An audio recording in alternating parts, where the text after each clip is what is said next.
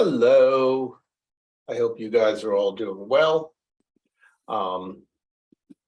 Welcome to today, where we'll be talking about public goods and climate change and prisoners' dilemmas. We will not be discussing why Corduroy has such a long tongue or what he was doing to tire him out so, but he's very happy. So it's all good. Some people have pets who are potted plants. Some people have pets who are cats. Everybody should have a pet, and everybody should have ice cream. Yeah. Various things to do. Apocalypse when? Okay. And we're going to talk about vampires. And how to kill vampires. Or more to the point, because it's not an issue of how to kill vampires, it's whether you should go to the trouble of killing a vampire.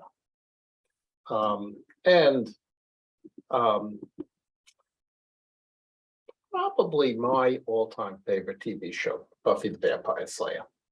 I really like The Wire. I really like Justified. I really love Star Trek, of course. And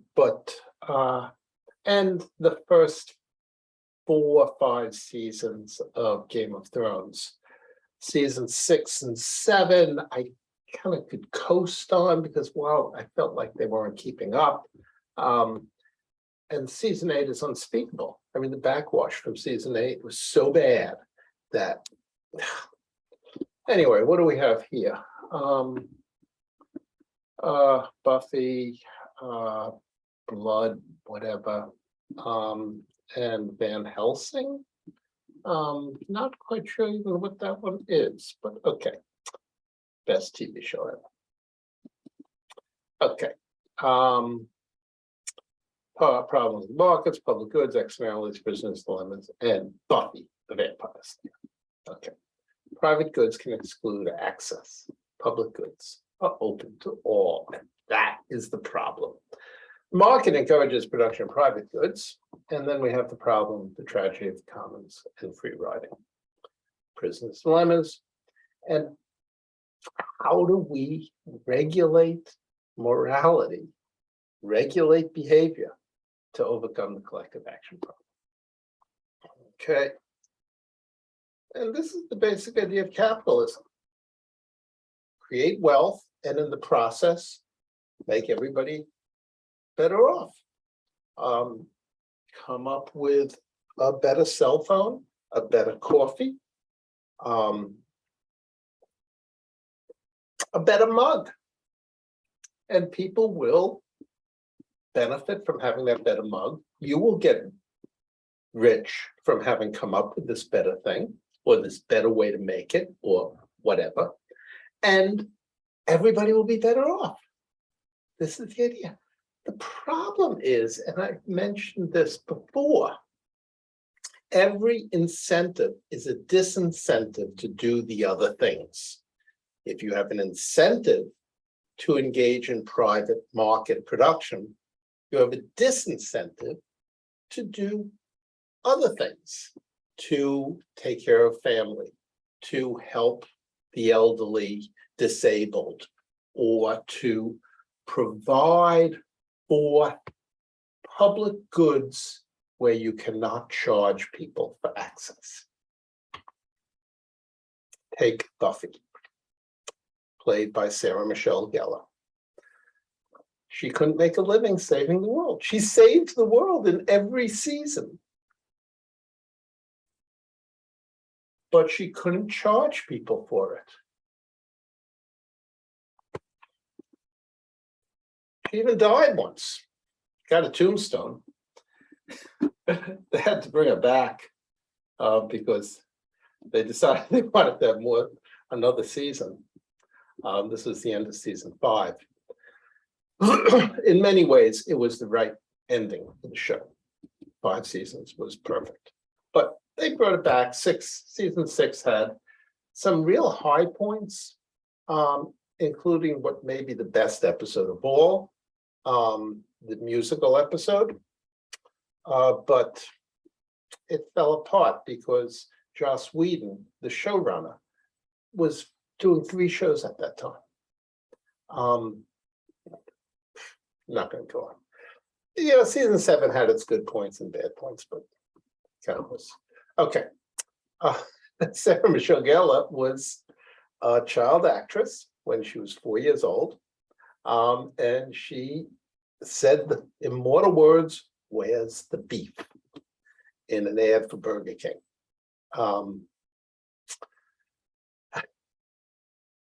She was sued by McDonald's because she's the one who said it. They couldn't sue Burger King.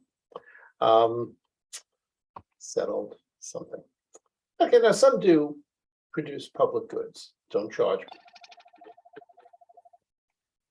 Okay, who is this? I don't know what it is, but maybe I can. Why do people call when talking? Okay, and all of you, well, I shouldn't say all of you, but it's really become a thing to get into college. You have to have some volunteer work in your resume. This is Jerry and Debbie's answering machine. Please leave a message.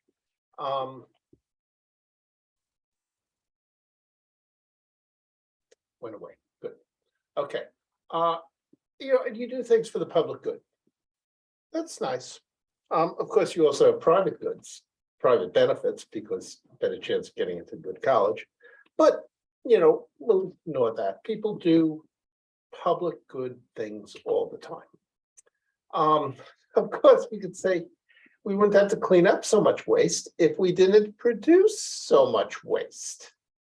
And Americans produce a lot more waste than most other people. The Danish produce the most.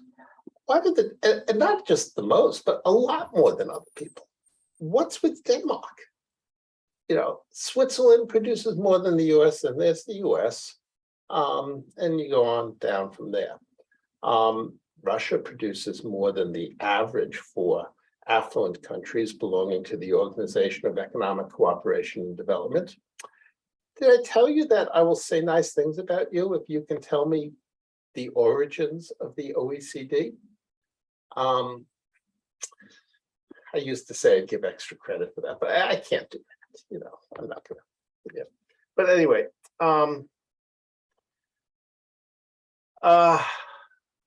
oh, that shouldn't say reducing. That should say in producing waste. I'll have to fix that later. Okay. Why don't we reduce the waste we produce? Do you get paid to reduce the waste?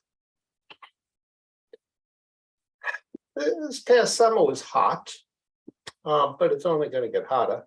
Or as someone said, this year may be hot, but it's the coolest year you'll ever experience. Temperatures are just going to keep on rising. Why is that? We're producing so much greenhouse emissions. We're producing, excuse me a second. Oh, here we go. Here's Violet, our geriatric 16-year-old cat, with beautiful blue eyes and quite a personality. Carbon dioxide and other things go up into the atmosphere. Methane is actually really bad, much worse than carbon dioxide. So while methane accounts for 16% of emissions, it adds to the greenhouse effect much more than 16%. Okay, why don't we do something about this? These are where it comes from. A lot from agriculture. No, we always talk about that. But methane especially is produced in agriculture. These giant piles of manure that you see outside farms, massive methane producers. Very easy, relatively easy technology to capture the methane. If you just burned it, it would be better. And And what the hell, you can recycle it, use it as natural gas and other uses, warming homes or producing electricity or whatever.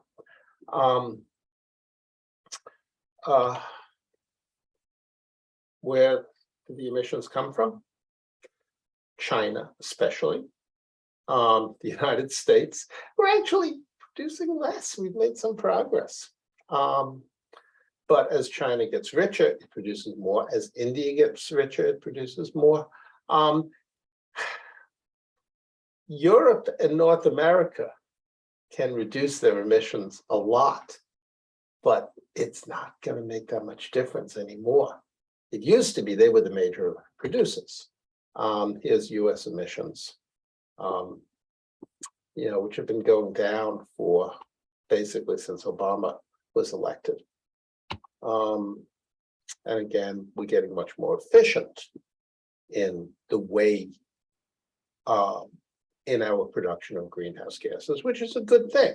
And we've been developing technology that can help other countries.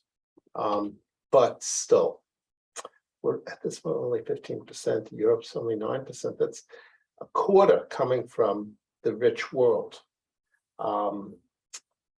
China, which is now the second largest economy in the world, although it's still a poor country in terms of per capita income, China produces almost a third. India, which is still a very poor country in other respects, produces almost as much as Europe. Here's China. And what's more, China's not getting more efficient. They've leveled off. But there's a lot that China could be doing to be more efficient, which would be a good thing. Now, here's something else. You talk about how much total emissions, that's the volume of these rectangles. But the height of the rectangle is per capita emissions. And while the US is less than China in total emissions, we are still producing a lot more per person than China. So let's not get too smug about things. India is way down in total emissions and is even lower in per capita emissions. Now think about it. If all the world moved up to the US and the Canadian level in per capita emissions, the volume of emissions would increase enormously. Now, here's an issue, and we're going to talk a lot more about this. US reduces its emissions to zero, lowers global emissions by only 15%, not enough to stop greenhouse emission, the greenhouse effect from destroying the world. Even China, if it got rid of all its emissions, it still would lower emissions by only 30%. Acting by themselves, every country could incur significant economic losses while still having minimal effect on achieving the goal of saving the planet. So acting, selfishly, everybody could say, well, the hell with it. I'm not going to do anything. If other countries do something, that may really solve the problem, but it's not going to solve the problem if I do something. So why bother? Saving the planet is a prisoner's dilemma. If we all act, well, here's the US and the European Union. If they act together, 24% of global emissions could be reduced. Not going to save the planet, but the US and the European Union will be really unhappy. Both the US and the European Union would do better to just maintain their own emissions as it is.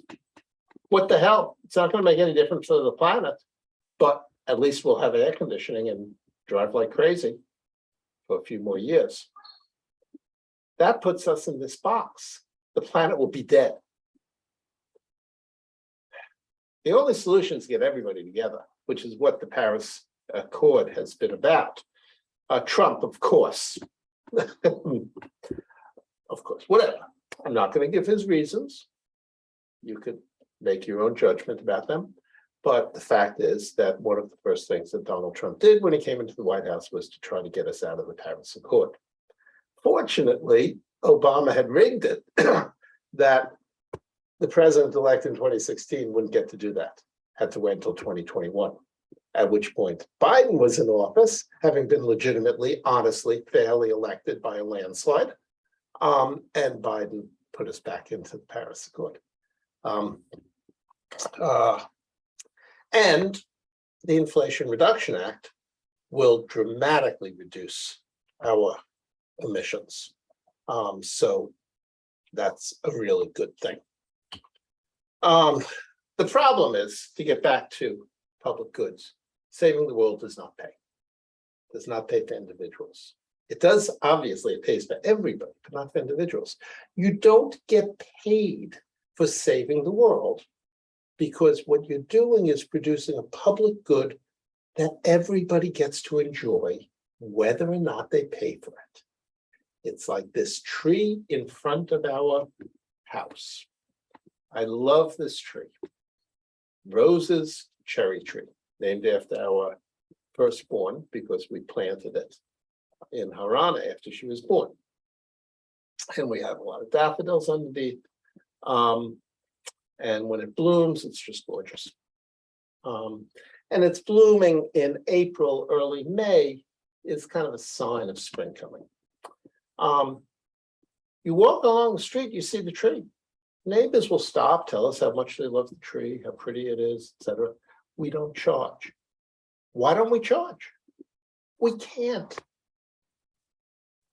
You walk along, you can see the tree. How are we going to charge? Oh, we could charge you for walking up and touching it, but you don't need to touch it to enjoy the view.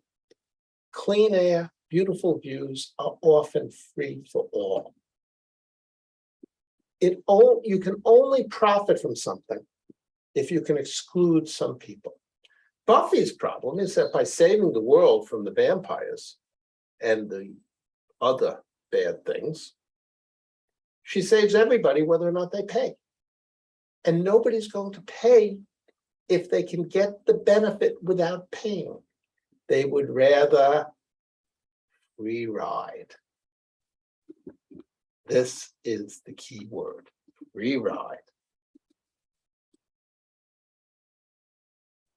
People would rather free ride if they can.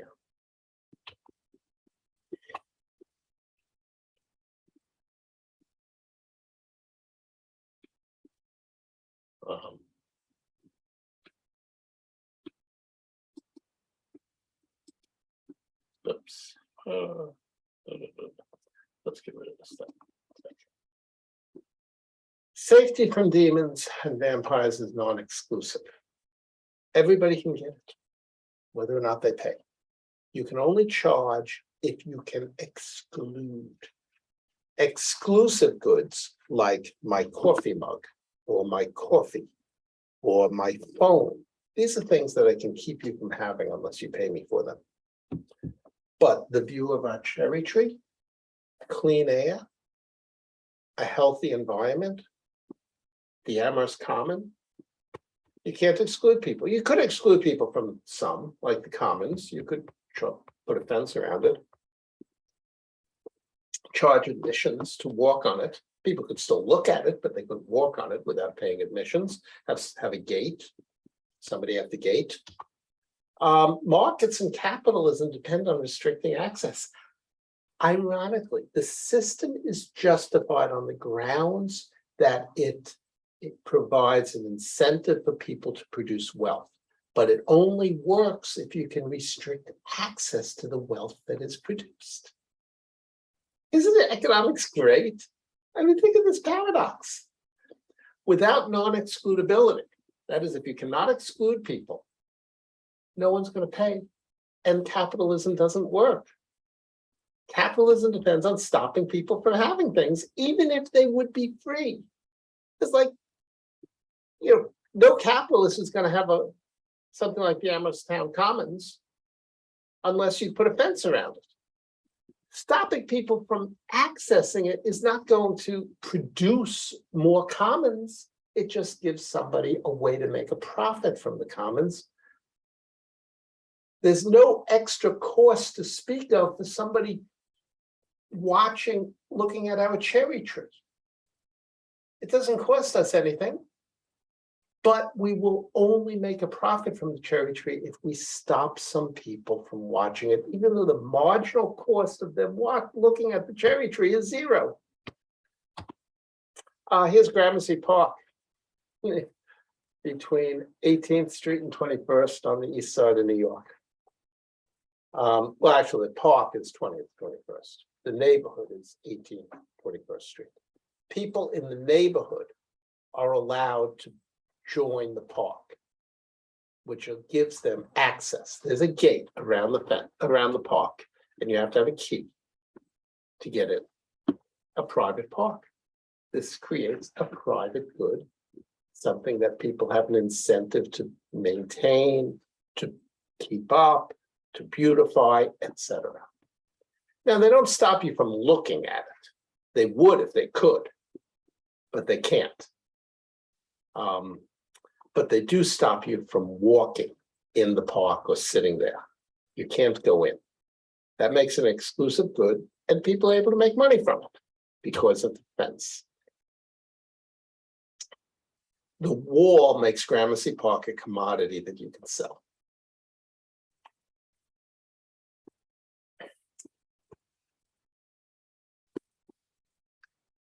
I don't pay. We have a private site. But, you know, I have paid in the past, and I think that they just overcharge. I feel like, okay, I paid enough. You know, we subscribed for a year or so. It's enough. Would you pay for the Amherst Common? You don't have to, so why bother? No wall, no private property, no capitalism. Basic problem, relying on markets. No one cares about externalities because no one's profiting from them. Remember, the profit motive creates every incentive is a disincentive to do other things.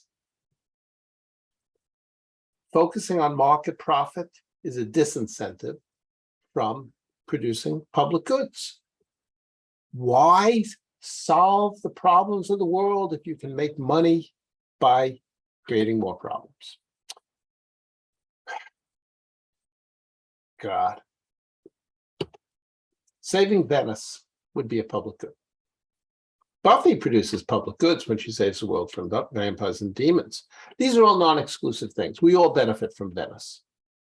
Whether or not you ever go there, you know, you can say, well, the benefit isn't very much, but, you know, but still, no one gets there is something. Saving the world from vampires and demons is more than something. Polar bears. Oh. Our flowers are public good. You can come by Wildflower Drive and look at them. Quite sure what that thing down there is. Okay.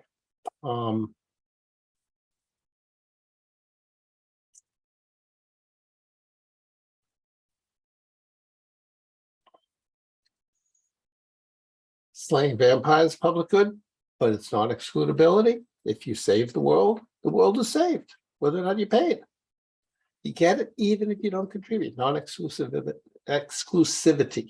Selfish, rational people will let someone else do it. Leave it to Buffy. How much would you pay to stop global warming?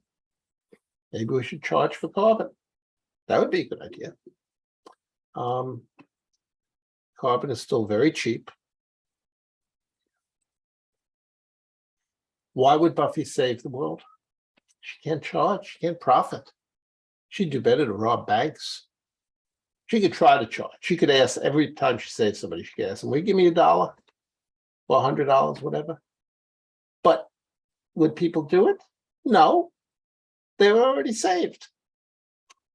She does it because she has norms.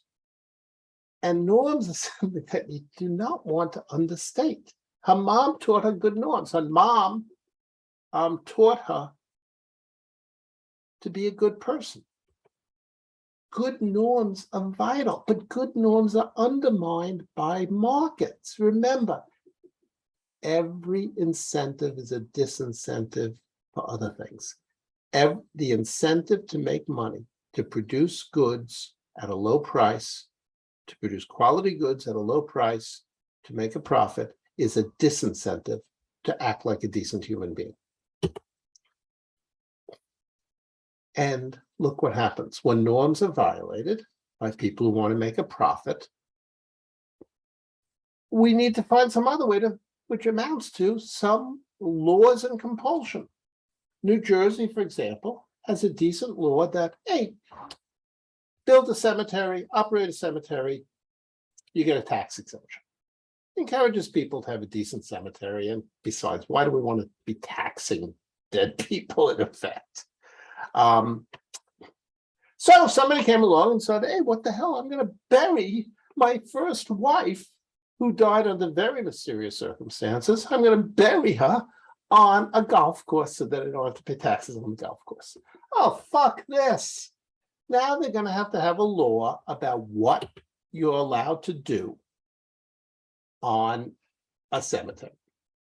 And they're going to have bureaucrats, judges, and police to enforce the law.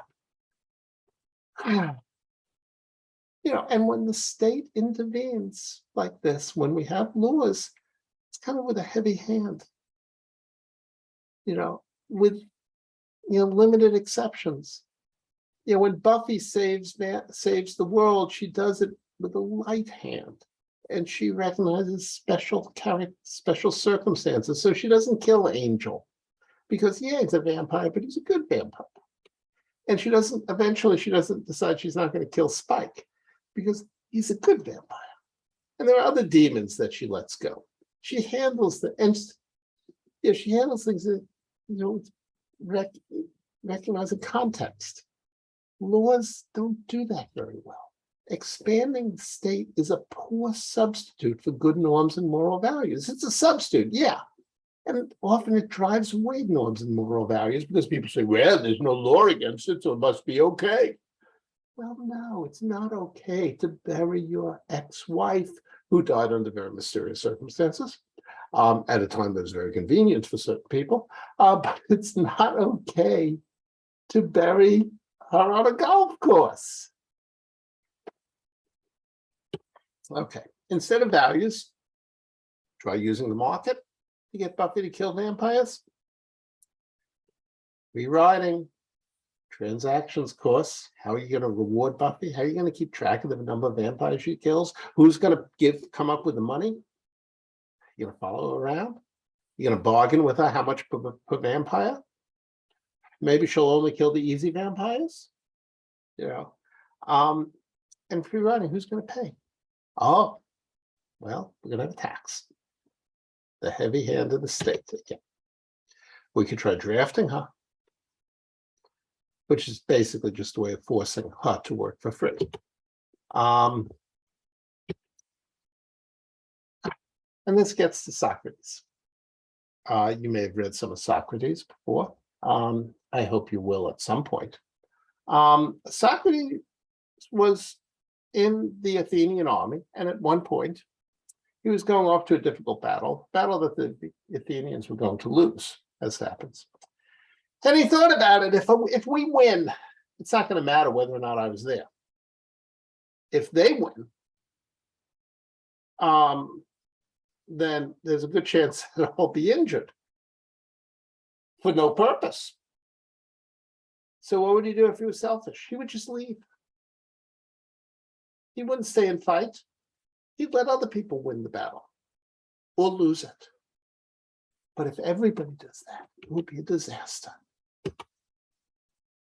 As happens, he did survive, and he was executed. This is the basic prisoner's dilemma. You arrest two people, two criminals, you put them in separate cells, and you threaten them both with damnation if they don't talk. Now, they could both stick to their story, and if they do both stick to the story, they'll probably get off lightly. Or one of them could rat, at which point he would walk away, and the other one would have a really long jail sentence. The other one's in the same situation. He could rat, and he could walk away, leaving the other one long jail term. Because if they both rat, they're both going to go to jail. This is the worst option. This is the best option, but they're never going to get to this because prisoner 2 is better off ratting if prisoner 1 is sticking to the story, and better off ratting if prisoner 1 is ratting. Prisoner 1 is better off ratting if prisoner 2 is sticking to the story. He's better off down here. And he's better off ratting if prisoner 2 is going to rat. They're both better off ratting, with the result that if they get the worst option possible. That's the prisoner's dilemma. Much of life is a prisoner's dilemma. If we want someone else to take care of, we all want someone else to take care of public goods and externalities so that we can focus on making money. But when we all wait for someone else, it's going to get done. Too many free riders, too few vampire slayers.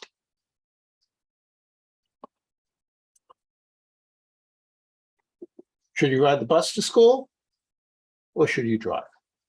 We're all better off if everybody rides the bus. Get cleaner air. It's a little bit inconvenient, but it's better air for everybody. And a more pleasant bus ride, maybe.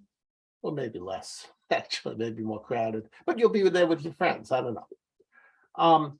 But if we all drive, it's really inconvenient. You're stuck in traffic. You can't find a parking space. And the air is very dirty. And the polar bears will all die. And it will be your fault.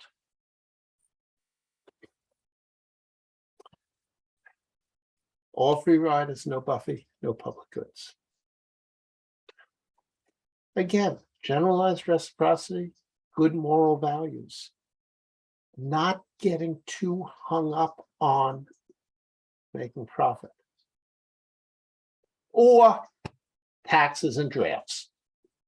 The heavy hand of government. So markets encourage private goods, but discourage public goods. Every incentive is a disincentive. That creates prisoner's dilemma game for public goods. Social norms can encourage public goods, but they're undermined by the market incentives, leading to the only solution for public goods, taxes and regulations, the heavy hand of government. Okay, once again, economics is not just about prices. It's not just about economics. It's about how we live as a society and how we live as individuals in a society. So, hope you all doing well. Try to do something good for the world today. We really need it. Bye-bye. Live long and prosper.